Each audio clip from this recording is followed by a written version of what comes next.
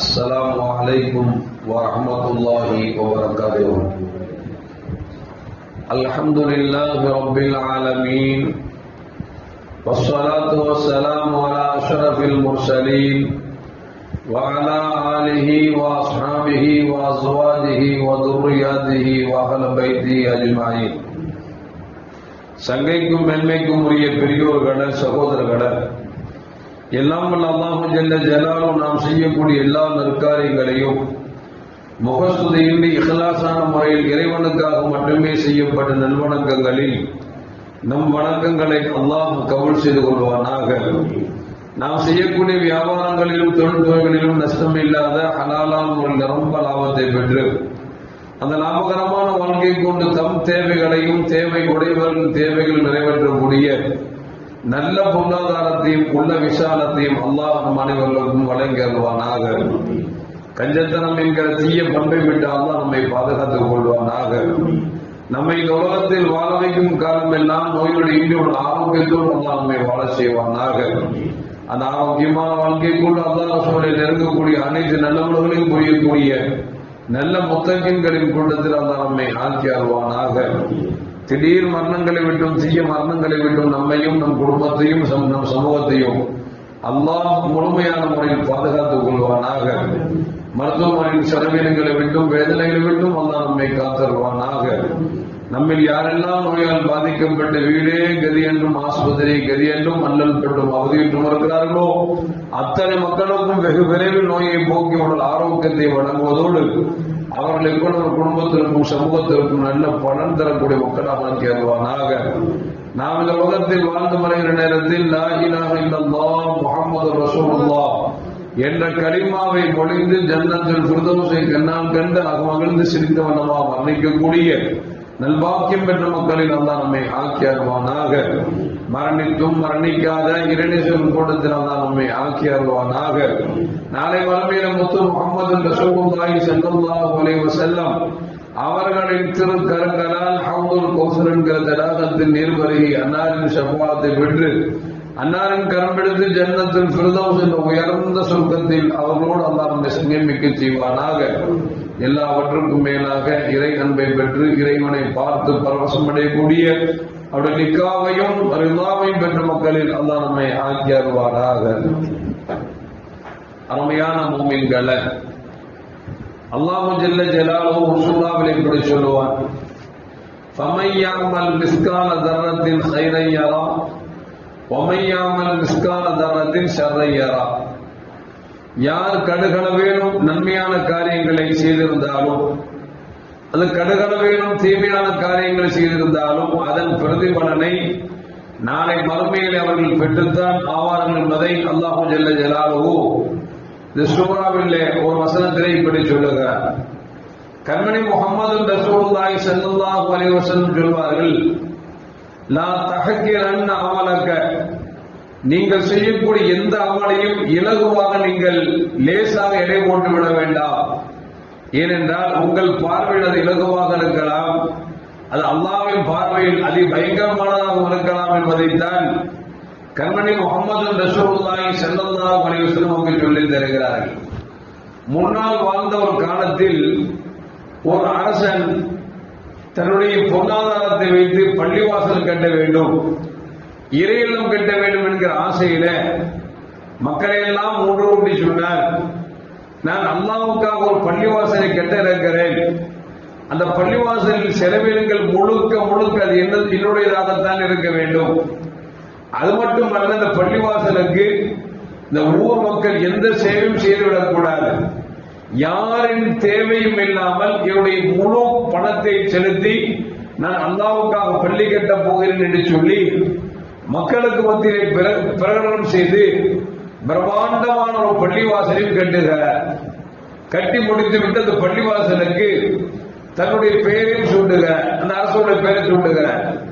பள்ளிவாசலை கட்டி முடித்து விட்டோம், நம்முடைய பெயரையும் பதித்து விட்டோம், நிம்மதியாக உறங்கலாம் என்று சொல்லி அவர் உறங்கிக் கொண்டிருக்கிறார். கனவில ஒரு காட்சி என்னவென்றால், அந்த பள்ளிவாசல் கனவிலே தெரிகிறது, அந்த பள்ளிவாசலுடைய முகட்டில் எழுதப்பட்டிருக்கிற அரசனின் பெயரை அழித்துவிட்டு ஒரு வயதான ஒரு பெண்மணியின் பெயர் பொறிக்கப்பட்டதாக ஒரு கனவு. எழுந்து பார்க்கிறார். பார்த்து விட்டு தன்னுடைய மக்களிடத்தில் தன்னுடைய படையிடத்தில் சொல்லுகிறார். உடனே சென்று பள்ளிவாசலுடைய வாசலில் பெயர் பொறித்திருக்கிறது, அந்த பெயரை பார்த்து விட்டு வாருங்கள் என்று சொன்ன பொழுது தன்னுடைய வேலைக்காரர்கள் போய் பள்ளிவாசலை பார்க்கிறாங்க. முகத்துல அரசனுடைய பேர் தான் இருக்குது. மனசுக்கு ரொம்ப நிம்மதியா போச்சு. அடுத்த நாள் தூங்கலாம் என்று தூங்குகிறார். தூங்குகிற பொழுது கனவு, அதே கனவு மீண்டும் வருகிறது. அரசனின் பெயர் அழிக்கப்பட்டு ஒரு வயதான கிழவியின் பெயர் எழுதப்பட்டிருப்பதால் கனவு காண்கிறார்.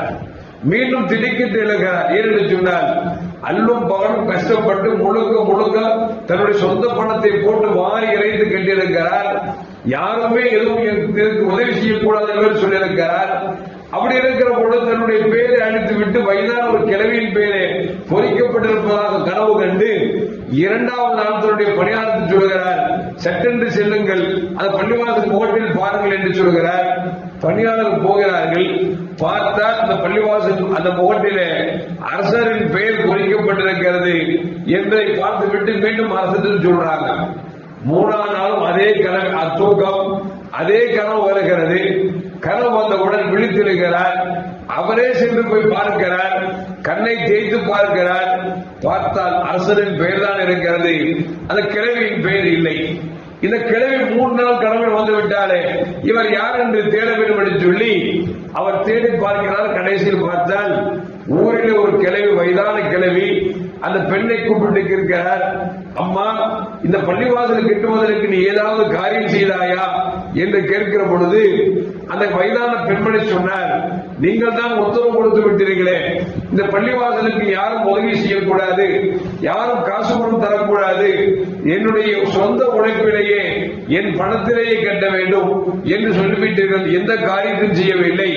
ஆனால் ஒரே ஒரு நாள் மட்டும் பள்ளிவாசலுக்கு கடந்து வருகிற பொழுது பள்ளிவாசலுக்கு தேவையான பொருட்களை கொண்டு வரக்கூடிய அந்த வண்டியும் ஒரு மாடும் இருந்தது.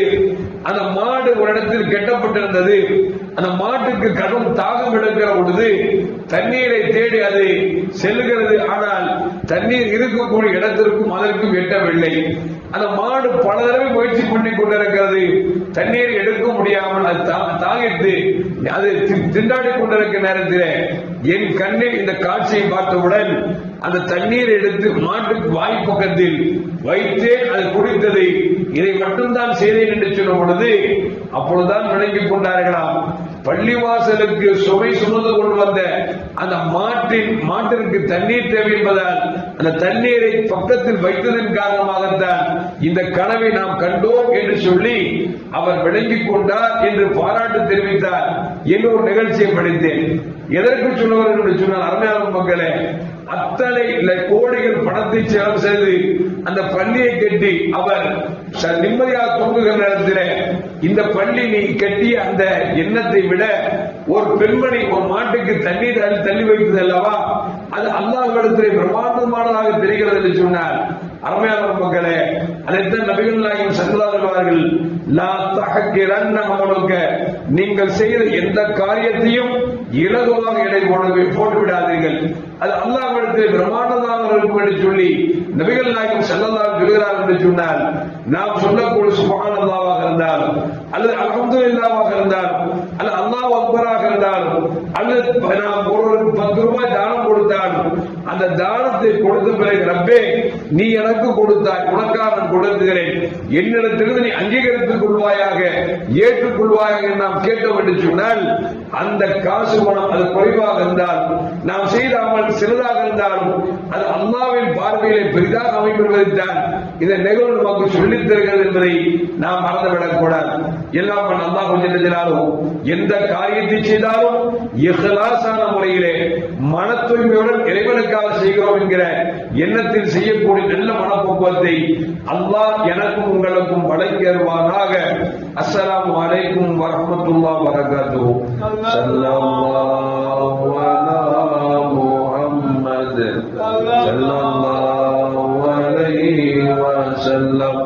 ஸல்லல்லாஹு அலா முஹம்மத் ஸல்லல்லாஹு அலைஹி வஸல்லம். ஸல்லல்லாஹு அலா முஹம்மத் யா ரப்பி وسلم.